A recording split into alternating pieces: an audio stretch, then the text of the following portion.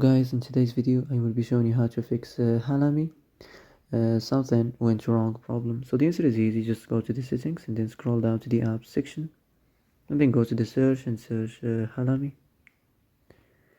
and then go to the storage, and here you will find this clear cache option. Click on it.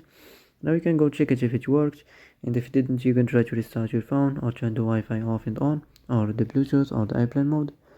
Also, you can try to clear data, but be careful. If you clear data, all the Halame data will be deleted. This includes all files, the settings, the accounts, the databases, etc.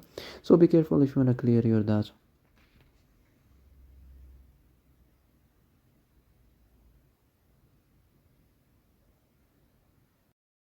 And that's it for today's video.